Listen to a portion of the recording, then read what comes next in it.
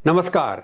आज हम अपने प्रभुवाणी का फॉर्मेट कुछ चेंज कर रहे हैं। देश विदेश में एकदम घटनाएं इतनी सारी होती हैं जिनके ऊपर एक ही एपिसोड में काम करना बहुत मुश्किल हो रहा है, तो हम इसको आज 3 हिस्सों में बांटेंगे। नमस्कार, मैं फिर से कहना चाहता हूँ, मैं हूँ प्रभु चावला। क्या सिर्फ बिहार में चुनाव हो रहे हैं? मैं आपको बिग पिक्चर दिखाने की कोशिश करूँगा। इस चुनाव सिर्फ बिहार में नहीं हो रहे हैं, बाकी विदेशों में भी हो रहे हैं। दिल्ली की जवाहरलाल यूनिवर्सिटी यानी जेएनयू में चुनाव हुए हैं। न्यूयॉर्क में मेयर का चुनाव हुआ है, जिसमें भारतीय मूल के फिल्म मेकर मीरा नायर के बेटे दोहरान मामदानी की जीत हुई है। कोई कनेक्शन है कि नहीं है? मेरे को लगता है इन घटनाओं में ज़रूर थोड़ा बहुत कनेक्शन है। जेएनयू में लेफ्ट पैनल की जीत हुई है। बिहार के नतीजे अभी आने बाकी हैं। तो आज हम एक नया प्रयोग कर रहे हैं। जैसे मैंने कहा, आज की प्रभुवाणी में बात करेंगे बिहार और दिल्ली से लेकर अमेरिका में हो रहे चुनावों की, और इसका आगे क्या असर पड़ने वाला है। और इन तीनों मुद्दों पर शुरू करते हैं आज की प्रभुवाणी। इसके अंदर कोई कनेक्शन भी है कि नहीं है? इसमें कोई विचारधारा का भी दिखाई देता है कनेक्शन? सबसे पहले बात करते हैं जेएनयू छात्र संघ के चुनावों के नतीजों की। कहते हैं जिस ओर जवानी चलती है उस ओर ज़माना भी चलता है, कि जवान ही आगे जाकर के नेता बनते हैं। पिछले कई वर्षों से जवाहरलाल नेहरू यूनिवर्सिटी में लेफ्ट का गढ़ रहा है, लेकिन यहाँ आरएसएस से जुड़े छात्र संगठन एबीवीपी ने अपनी पैठ बनाई है। पिछले बार जेएनयू यूनियन में एक सीट पर बीजेपी एबीवीपी जीती थी। इस बार उसे एक भी सीट न मिली हो, लेकिन उसने लेफ्ट को कड़ी टक्कर ज़रूर दी है। दिल्ली में दिलचस्प ये भी है, जेएनयू और दिल्ली यूनिवर्सिटी यानी विश्वविद्यालय स्तर की राजनीति के 2 प्रतिष्ठित संस्थानों में अलग अलग परिणाम आए। पहला है जेएनयू में लेफ्ट पैनल की शानदार जीत, और दूसरा है दिल्ली यूनिवर्सिटी में छात्र संघ का परिणाम, जिसमें एबीवीपी की जीत। सबसे पहले बात करते हैं जेएनयू की। इस वर्ष जेएनयू चुनाव में लेफ्ट पैनल, जिसे अक्सर लोग लेफ्ट यूनी के नाम से जानते हैं, पहली बार 4 केंद्रीय पदों पर क्लीन स्वीप कर दी। एबीवीपी के सब कैंडिडेट्स को हरा दिया। प्रेसिडेंट, वाइस प्रेसिडेंट, महासचिव, संयुक्त सचिव, सभी सदस्यों पर लेफ्ट के उम्मीदवार विजय रही और बड़े मतों से जीत रही। ये जीत इस मायने में अहम है कि जेएनयू लंबे समय से लेफ्ट विचारधारा वाले छात्र संगठन पैनल का कर रहा है।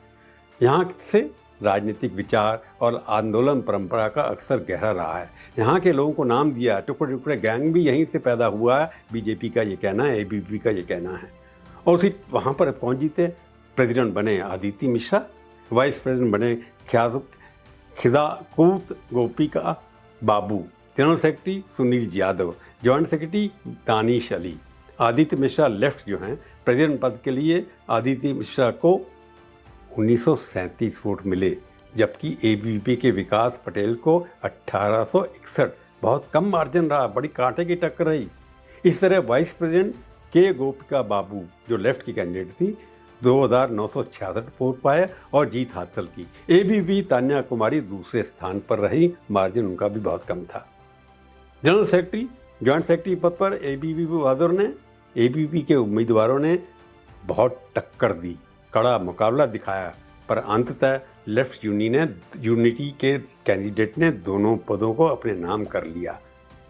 अब देखते हैं इस जीत के मायने क्या हैं। इस जीत से ये संकेत मिलता है कि जेएनयू के वोटर छात्र समुदाय में लेफ्ट विचारधारा की एक्सेप्टेबिलिटी अभी भी मजबूत है। जेएनयू ने देश को सीताराम येचुरी, प्रकाश करात जैसे वामपंथी नेता दिए हैं, जिन्होंने देश की राजनीति पर अपनी छाप छोड़ी है। यह विश्वविद्यालय छात्र संघ राजनीति में कन्फर्मेशन है कि जेएनयू कैंपस में आलोचनात्मक क्रिटिकल चिंतन, जिसको कहते हैं, सार्वजनिक मुद्दों पर लड़ाई संस्कृति अभी भी प्रचलित है, जीवित है। वहाँ पर वाइस चांसलर संघ विचारधारा के रखे गए, काफ़ी चेंजेस की, परंतु इसके बाद भी लेफ्ट पैनल के लिए एक मैनिफेस्टो मंच अब बनाने की कोशिश की जा रही है, और वो उम्मीद करते हैं कि उस तरह के मुद्दे उठाते रहेंगे। जीत तो गए, आपने बीजेपी, एबीवीपी, आरएसएस के सबको हरा दिया, लेकिन इनके लिए भी चुनौती है। सत्ता मिलने के बाद उन्हें अपनी जिम्मेवारियों को साबित करना पड़ेगा कि उनकी जो विचारधारा टुकड़े टुकड़े गैंग, उस इमेज को भी तोड़ना पड़ेगा। दिखाना पड़ेगा हम भी उतने रिस्पॉन्सिबल हैं, राष्ट्रवादी जो तत्व हैं उनके खिलाफ हम एंटी रैशनल नहीं हैं जो हमारे को कहा जाता है। और दूसरी तरफ देखते हैं दिल्ली यूनिवर्सिटी में क्या परिस्थिति है। दिल्ली यूनिवर्सिटी के छात्र संघ चुनाव में इस वर्ष ABVP के 4 में से 3 केंद्रीय पदों पर जीत हासिल की, जबकि NSUI को 1 पद मिला, यानी NSUI जो कांग्रेस की है। वोट प्रतिशत भी लगभग 39% दर्ज हुई, जो पिछले वर्षों के मुकाबले थोड़ी बड़ी है। इसका मतलब क्या है? दिल्ली यूनिवर्सिटी के छात्र मत में संघ मान्यताओं वाले नेशनल विचार काफ़ी प्रभाव रहा कि वहाँ पर स्कूल नंबर ज़्यादा है, 1 लाख से ज़्यादा स्टूडेंट्स हैं, JNU में कम हैं, इसलिए वहाँ पर हर तरह के लोग आते हैं। JNU में बाहर से लोग ज़्यादा काम करते हैं, बाकी स्टेट से आते हैं, इसलिए वहाँ फ़र्क पड़ता है। छात्र सभा राजनीति में अब व्यापक सामाजिक राजनीतिक सरोकार के साथ साथ छात्रों का अपार संगठन शक्ति, मीडिया उपयोग और औपचारिक विचार भी महत्वपूर्ण हो गया। किस तरह से प्रचार हुआ, गाड़ियाँ चल रही थी, पोस्टर लग रहे थे, ऐसे लगता है जैसे पॉलिटिकल इलेक्शन हो रहा है। पर फिर भी JNU में लेफ्ट की जीत और DU में ABVP की जीत, इन दोनों में हम क्या तुलना निकाल सकते हैं? JNU का परिणाम दर्शाता है कि विशुद्ध रूप से कैंपस विचारधारा स्तर पर लेफ्ट अभी भी जीवित है और वहाँ विचारधारा विरोध की राजनीति अब भी व्यापक प्रासंगिक है। लेफ्ट लिबरल जो लोग हैं वो वहाँ पर आ रहे हैं और दिल्ली यूनिवर्सिटी के अंदर ABVP का कंट्रोल है। ये दोनों विचारधाराओं की लड़ाई है, परंतु अब JNU में दोबारा से लेफ्ट का आना ये दर्शाता है कि कुछ परिवर्तन दिल्ली के युवाओं में आ रहे हैं जो दिल्ली में पढ़ते हैं। अब ये भी स्पष्ट है दोनों विचारधाराओं का मिलन बंधन है। एक ही छात्र संघ चुनाव मात्र प्रसाद वितरण या स्थानीय सुविधाओं तक सीमित नहीं है, वह बड़े सामाजिक सियासी सवालों का परीक्षण मंच बन चुके हैं। वो देश की राजनीति को प्रभावित करते हैं। अंततः ये परिणाम हमें बताते हैं छात्र संघ केवल जीवन शैली समस्याओं का मंच नहीं है, बल्कि विचार, विश्वास, संगठन, प्रसार एवं सामाजिक सियासी चेतना का नया आरंभ स्थान बन गया है। पर इन विश्वविद्यालयों से काफ़ी नेता आते हैं। मोदी जी की कैबिनेट में आधे से ज़्यादा मंत्री विद्यार्थी परिषद से जुड़े हुए हैं। मनमोहन सिंह की कैबिनेट के अंदर NSUI और लेफ्ट के लोग आते थे। तो देश के अंदर फ्यूचर नेता इन कैंपस से आते हैं, ये परंपरा अभी शुरू हुई है। अब हम चलते हैं कि यहाँ पर अगर लेफ्ट आया है JNU में, तो न्यूयॉर्क में क्या हुआ? JNU के नतीजों से कोई निष्कर्ष नहीं निकालना चाहिए, जैसे क्या लेफ्ट विचारधारा बढ़ रही है या राष्ट्रवादी विचारधारा का कमजोरी पड़ रही है। अब कई लोग तो अमेरिका में हाल में हुए चुनाव में डेमोक्रेटिक पार्टी और लेफ्ट विचारधारा के समर्थकों की जीत पर ऐसे दावे करने लगे। तो आइए अमेरिका में हाल में हुए चुनाव में भी चर्चा कर लेते हैं। क्या JNU में लेफ्ट जो उभरा है उसका असर न्यूयॉर्क में दिखाई या न्यूयॉर्क का इंडिया में दिखाई दिया? न्यूयॉर्क में हाल ही हुए चुनाव में या अमेरिका में हाल ही हुए चुनाव में भारतीय मूल के उम्मीदवारों की सफलता ने सिर्फ स्थानीय राजनीति में नहीं बल्कि वैश्विक राजनीति में रोचक संकेत दिए हैं। सबसे बड़ा उदाहरण है न्यूयॉर्क शहर के मेयर पद के लिए 34 वर्ष के भारतीय मूल के उम्मीदवार ज़ोहरान ममदानी की बहुत बड़ी जीत। हालांकि उनकी मां मीरा नायर भारतीय हैं, अच्छी फिल्में बनाती हैं और उनके पिता युगांडा के हैं। ज़ोहरान ममदानी 4 नवंबर 2025 को न्यूयॉर्क सिटी के मेयर पद की दौड़ में सफलता हासिल किए 50% से ऊपर उनको मिले और सबसे यंगेस्ट अमेरिका की हिस्ट्री में न्यूयॉर्क की हिस्ट्री के अंदर मेयर बने। ममदानी ने खुद को प्रोग्रेसिव डेमोक्रेटिक सोशलिस्ट के रूप में पेश किया है, जिन्होंने किराए में कटौती, मुफ्त सार्वजनिक बसें, न्यूनतम वेतन और वृद्धि और शहर के अमीरों पर कर वृद्धि जैसे वायदे किए, यानी कि लेफ्टिस्ट का एजेंडा लेकर चले। उनकी जीत ने संदेश दिया है कि अमेरिका में प्रोग्रेसिव वेव अभी खत्म नहीं हुई है, बल्कि नए सामाजिक एवं जातीय समूह राजनीतिक सक्रियता बढ़ा रहे हैं। ममदानी की जीत इसलिए महत्वपूर्ण है क्योंकि वह ट्रंप के विरोध के बावजूद जीते हैं। उन्होंने जीत के बाद ट्रंप को चढ़ा और कहा अब आप और तेज से चिल्लाइए, जैसे उनकी आदत है, और ट्रंप भी कम नहीं है।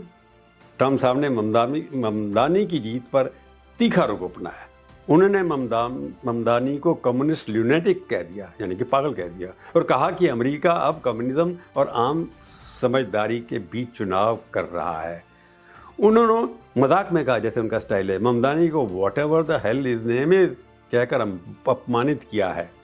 ये चेतावनी दी कि न्यूयॉर्क और अमेरिका एक गलत दिशा में जा रहे हैं। परंतु परिवर्तन की दिशा दिखाई दे रही है। ट्रंप कमजोर हुए हैं, उनकी पकड़ शासन और भौगोलिक राजनीति पर बहुत कमज़ोर होगी, क्योंकि इतनी बड़ी हार उनके वहाँ पर 3 गवर्नर हार गए हैं। वहाँ पर डेमोक्रेटिक पार्टी के लोग जीते हैं, उनमें से 2 मुसलमान भाई जीते हैं। उदारवाद बनाव अधिकारी केंद्रित प्रवृत्तियाँ, यानी कि सेंट्रलाइज पावर, अमेरिका की राजनीति के परिपक्ष में राष्ट्रवादी कंजर्वेटिव धारणाएं मजबूत हो रही थी। ममदानी ने अपने प्रोग्रेसिव उम्मीदवार की सफलता ने ये संकेत दिया है कि सामाजिक न्याय आधारित एजेंडा अभी भी अमेरिका में जीवित है।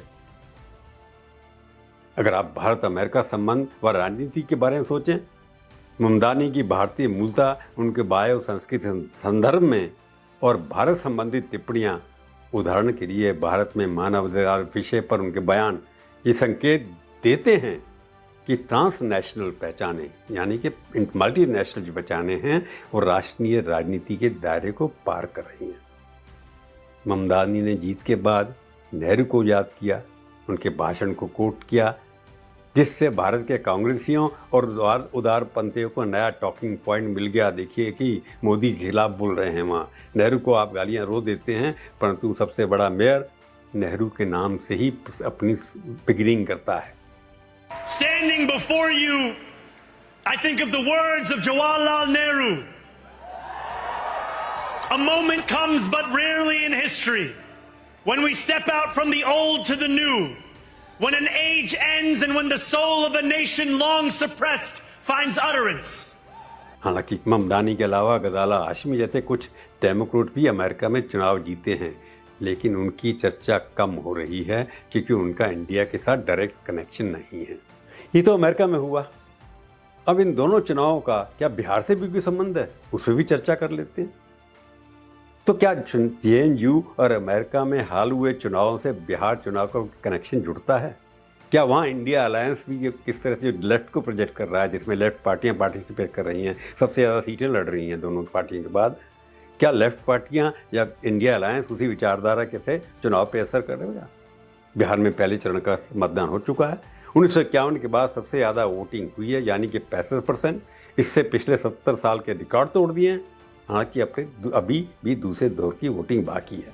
पहले चरण में बिहार विधानसभा बम्पर मतदान के कई संभावित कारण सामने आए हैं।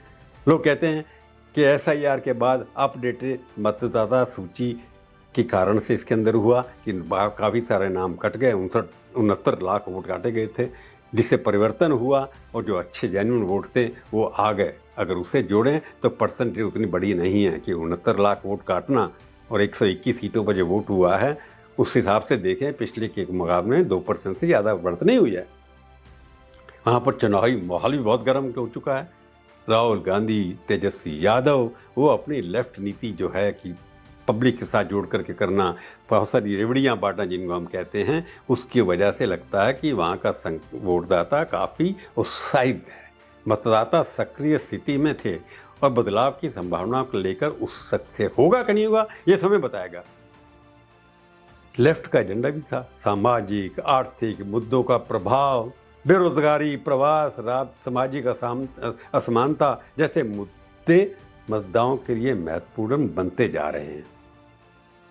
देखना यह है कि लेफ्ट एजेंडा या प्रोग्रेसिव एजेंडा जिसको वो कहते हैं, या राष्ट्रवादी एजेंडा जो मोदी जी की और उनकी पार्टी उठाती है, उसका असर होगा कि नहीं होगा। चुनावी प्रबंधन तो हो रहा है, व्यवस्था में सुधार भी हुआ है, लाइव वेबकास्टिंग भी हुई है, परंतु इनसे कोई विचारधारा के ऊपर असर नहीं पड़ता।